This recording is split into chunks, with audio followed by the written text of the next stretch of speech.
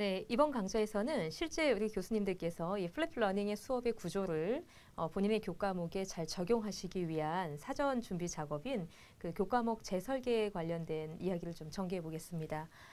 실제 플립 러닝 수업을 진행하기 위해서 사전에 재설계한 그런 그 수업의 샘플을 가지고 설명을 좀 드리도록 하겠습니다. 일단 한 학기 전체의 전체 수업 개발 설계서라고 제가 이제 이름을 붙여봤는데요. 이제 제가 운영했던 교육 심리학의 수업에 대한 사례입니다. 주차가 1주차에서부터 이제 16주차, 이제 뭐 1주, 2주, 기말고사, 또 오리엔테이션, 중간고사 이제 다 제하고 나면 뭐 한 12개에서 13개 정도의 강좌를 전체 풀로 이제 플립 러닝화해서 수업을 다시 설계를 한 그런 자료인데요. 먼저 이제 1주차 같은 경우는 오리엔테이션과 심리학, 그러니까 교육 심리학, 제 교과목에 대한 설명을 시작으로 이제 수업이 전개가 됩니다.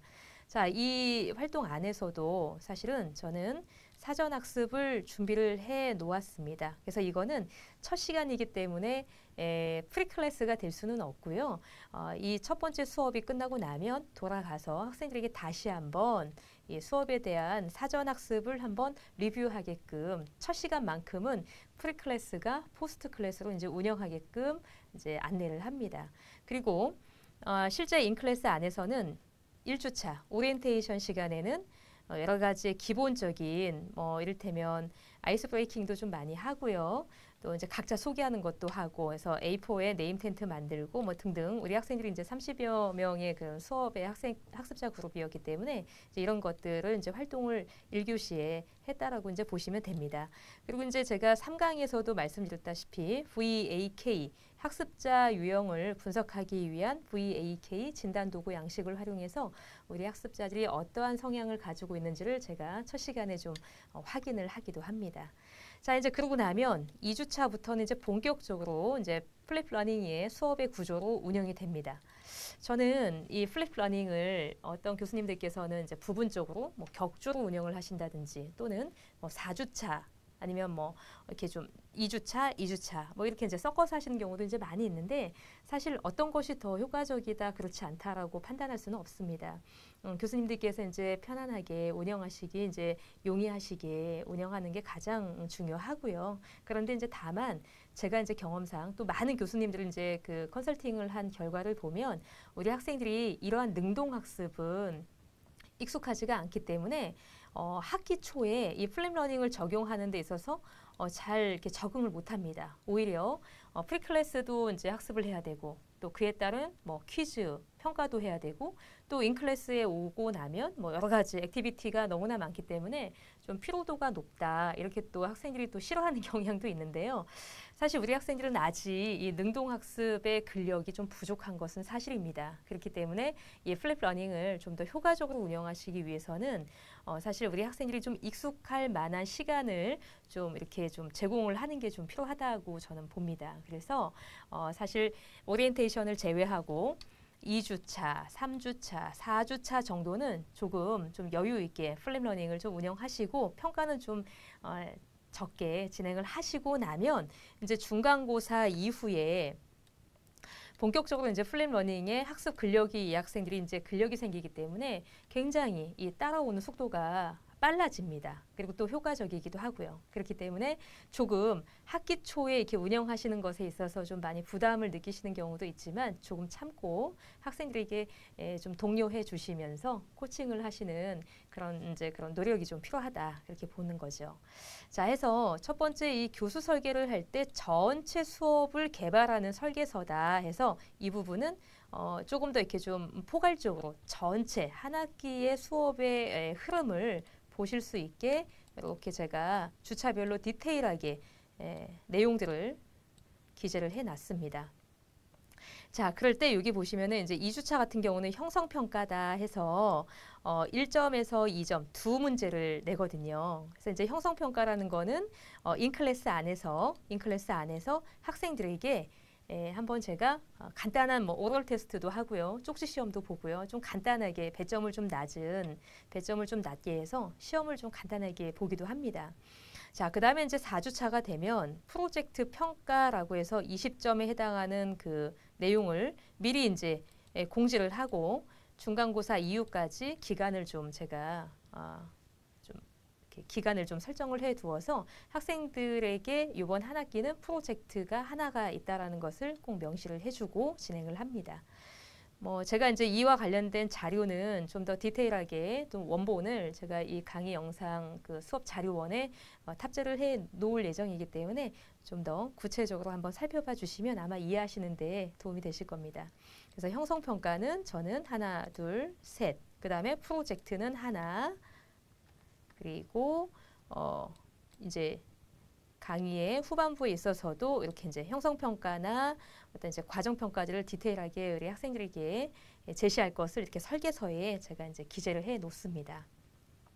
자, 이러한 그 전체 수업 설계 개발서는요, 우리 학생들에게도 교수님들께서 공유해 주실 필요가 있습니다. 왜냐하면 전반적으로 자신들이 참여하는 수업의 그 흐름이나 유형이 어떻게 운영되는지를 본인들도 이제 알게 되면 교수님이 하시고자 하는 교육 목표나 또는 어떤 수업 활동에 대한 사전 인폼이 되기 때문에 정보가 제공이 되는 것이기 때문에 함께 이 수업을 공유할 수가 있겠죠.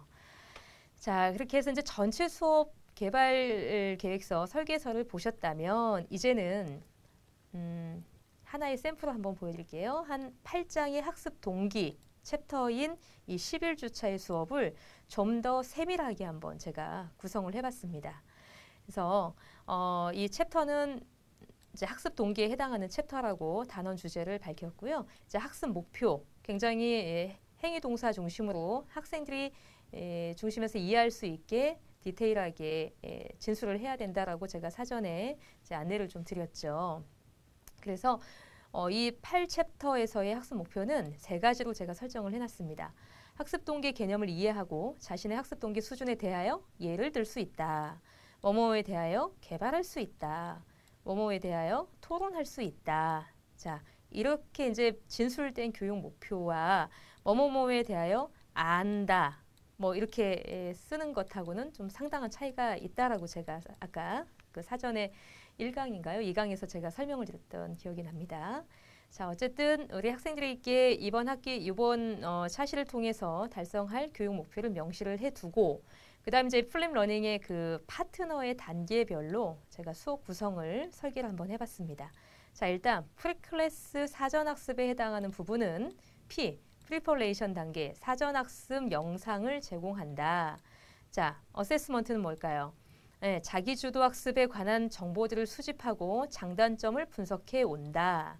근데 이 부분은 각자의 형식대로 제가 뭐 아까 VAK에 대한 그런 3강에서 예시를 들어드렸던 그런 부분처럼 각자 자기의 학습의 유형에 맞게 자유로운 형태로 정리해 오는 그런 방법을 취합니다. 그 각각에 해당하는 시간도 분배를 해놨고요.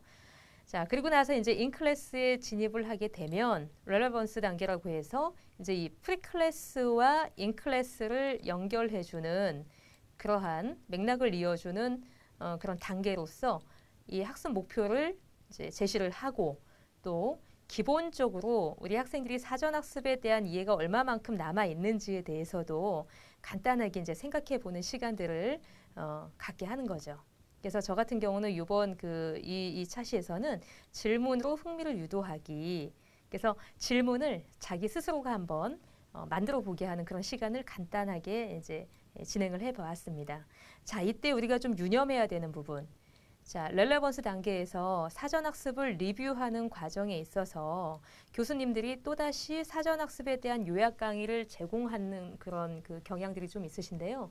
이 부분은 좀 비추입니다. 왜냐하면 이미 사전학습을 통해서 강의로 교수님들께서 하시고 싶고 이제 전하고 싶으셨던 수업의 내용들은 이미 거기서 이제 정리가 됐다고 보시면 되고요. 인클래스 진입에서부터야말로 학생들이 이제 중심이 되어서 무엇이든 간에 진행을 해야 되는 그런 메커니즘으로 수업의 전개가 확 바뀌는 걸 좀 염두에 주셨으면 좋겠습니다. 그래서 인클래스에서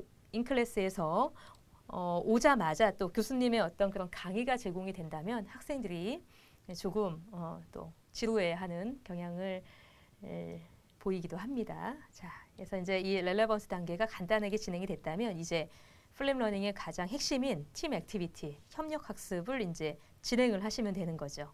그래서 뭐 그에 해당하는 여러 가지의 토론이나 뭐 토의 또 뭐 여러 가지의 다양한 문제 해결 교수법들을 이렇게 이 인클래스 안에서의 팀 액티비티에 적용하시면 되는 거죠. 저 같은 경우는 요 차시에 하브루타 러닝이라고 해가지고 유대인의 교육 그 토의 토론 교수법에 대해서 이제 저는 적용을 했다라는 것을 이렇게 이제 적어 놓은 것입니다. 자, 그러고 나면 이제 그 파트너 단계에서의 너브 렉처. 이건 뭐죠? 우리 교수님들께서 이제 이 전반적인 수업의 흐름의 그 전체의 그 요약, 최종 요약본인 너브 렉처 단계에서 핵심 요약 정리를 좀 해주시는 거죠. 그래서 전체 맥락을 좀 이어주시고 한 발 더 나아가서 심화학습을 전개하는 그런 수업의 단계가 됩니다. 그 다음에 이제 이밸루에이션이라고 해가지고 이 수업의 전반적인 내용을 전체 총괄적으로 우리가 평가하기 위한 그런 수업이 이제 전개가 되는데요. 사실 이 파트너의 각각의 단계들을 완벽하게 매 주차 다 수행할 수는 없죠. 특히 이 이밸루에이션 평가 단계는 해당하는 주차가 있을 수 있고요. 또 이 부분은 이제 또 이렇게 스킵해야 되는 그런 그 수업의 형태가 있을 수 있기 때문에 반드시 이 파트너의 각각의 7단계를 모두 할 필요는 없습니다. 자, 그래서 이제 인클래스는 이렇게 정리를 하시면 되겠습니다. 그리고 이제 마지막 포스트 클래스에서는 학습 성찰의 시간을 갖도록 하는 거죠. 그래서 LMS의 배느실, 배운 점, 느낀 점, 실행할 점을 각각 이제 작성하게끔 독려하는 거죠. 그래서 우리 교수님들께서 나중에 우리 학생들을 태도 점수를 이제 반영하실 때 이러한 데이터들을 이렇게 좀 보시면서 반영하시면 되겠습니다. 자, 이렇게 해서 이 플립 러닝에 대해서 교수님들과 함께 짧지만 다양한 이야기들을 좀 나눠봤습니다. 자, 세상에는 정말 다양한 교수학습 방법론이 존재합니다. 그 중에서 이 플립 러닝은 하나의 수업의 구조로 제가 설명을 드린 것이고요.